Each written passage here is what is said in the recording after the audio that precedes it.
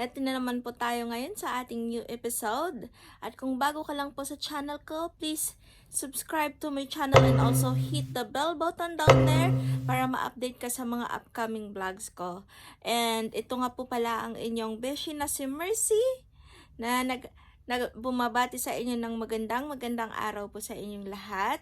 At sa ngayon po, ang topic po natin ay tungkol sa roses. Ayan po mga beshi.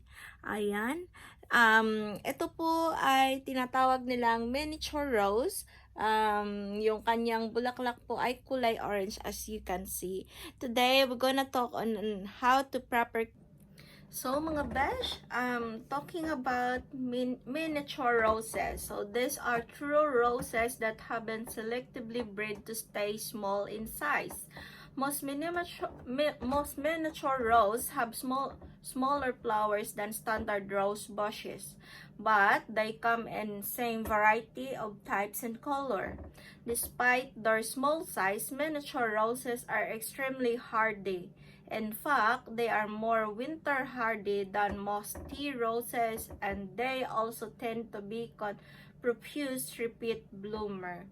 So, all miniature roses works well in border or as edging. However, they are especially nice as specimen plant in container, where they can brought closer to eye level and truly seen appreciated.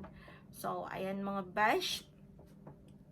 But taking care of miniature roses, there are some tips and tricks that we need to remember for proper care of them. So, how to grow miniature roses?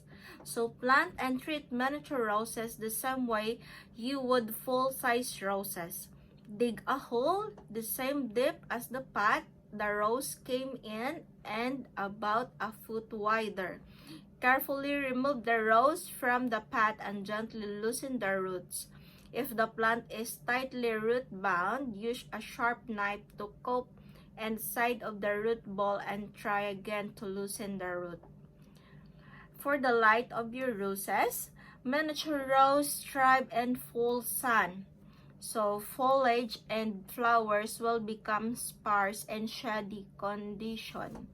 For the soil requirement of your roses, roses like a rich, well-drained, loomy soil. So, ayun mga besh, dapat well-drained because they doesn't like to stay wet on the soil. Prone din sila sa root rot like other plants mga besh. For watering requirements, how much water your rose bush will require depends on the soil and on the weather. A general rule of thumb is to provide at least 1 inch of water each week. During hot and dry spells, you will need to water more frequently. Be sure to water deeply so that the soil is wet at least 12 to 18 inches below the surface. So, ayun mga besh. Avoid getting the leaves wet during humid weather to discourage fungal infections. So, as what I said in my previous cares for the plants, mga besh, avoid po talaga nating ma-wet yung kanilang leaves kasi fungal infection will start on dry leaves. So, next for temperature and humidity requirements of our roses. Although many roses do quite well in containers, and you often see them sold as house plant, many gardeners are disappointed by their performance indoor. Like roses, they need full sun and medium humidity. So, ayun mga besh. So, thank God, nagsusurvive po yung ating indoor na miniature rose.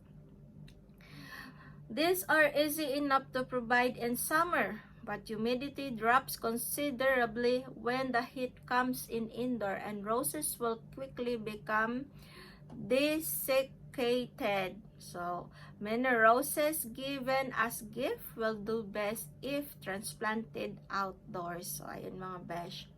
For fertilizer requirement of our roses, it can be heavy feeder, and since many roses continue blooming all season, Regular fertilizing is essential. Use any commercial rose food or general purpose fertilizer according to label instruction. To keep your plant healthy, always remember, feed when the bush first leaf out. Feed after each heavy flush of bottom. And stop feeding about 6 to 8 weeks before the first expected frost to discourage new growth that could be killed back during winter. Kasi nga mga besh, nahihirapan sila during winter season and they just striving best during summer. For potting and repotting, miniature roses are a favorite plant for patio containers. This is one plant where potted specimen can be grown in commercial garden soil rather than a potting soil mixture. Do not dig garden soil from the garden to use in your pots. Instead, buy bags of garden soil. Potted roses typically need to be repotted every 3 years or so. If you bring potted miniature roses indoor for winter, give them the sunniest spot you can find and rotate the plant every week or so. All sides get some sun. When grown indoor, they will appreciate the extra humidity provided if you set the pots into a gray filled with water and gravel. So, ayun, the pot will drain, mga bash.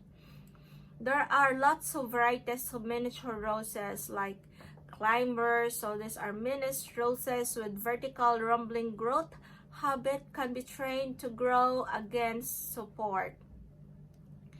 There is thrillers, miniature roses with a standing growth habit are wonderful in basket and over walls.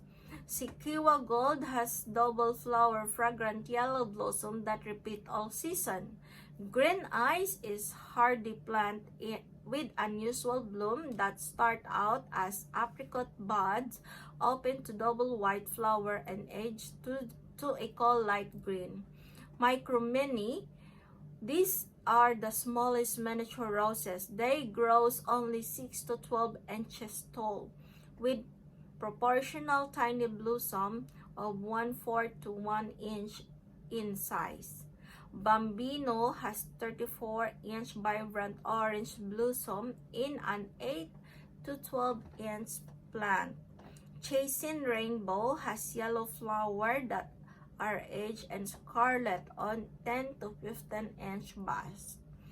Next is Mini Flora. This is an American Rose Society classification for newly developed mini roses that have a slightly larger plant and bloom size than miniature roses.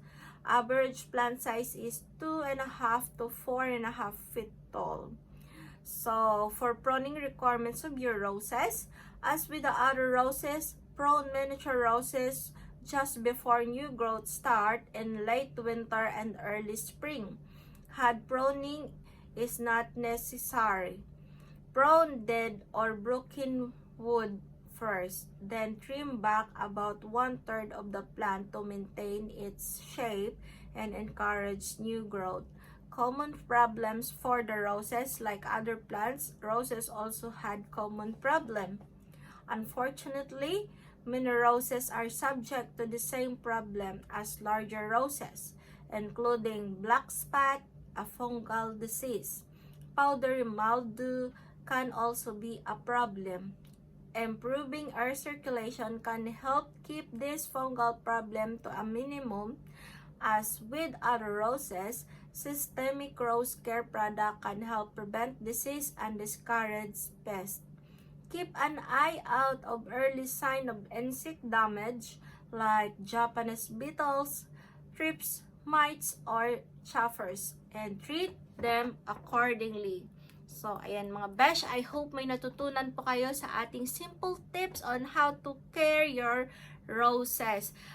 Treat your miniature roses like the full-grown roses because they are just the same mga besh. So, ayan. So, ayan mga beshi, I hope may natutunan po tayo sa topic natin today. Kung hindi ka pa nakasubscribe, please subscribe to my channel as well as hit the bell button para ma-update ka sa mga upcoming vlogs ko. And also mga beshi, kung nagustuhan nyo po ang topic natin today, please hit like and also share this vlog to your page. And also beshi, kung meron po kayong mga komento, feel free to drop your comments down below. And binabasa ko po lahat ng comments nyo. I'm making sure na nagre-respond po ako sa inyo. So, yun lang po sa ngayon.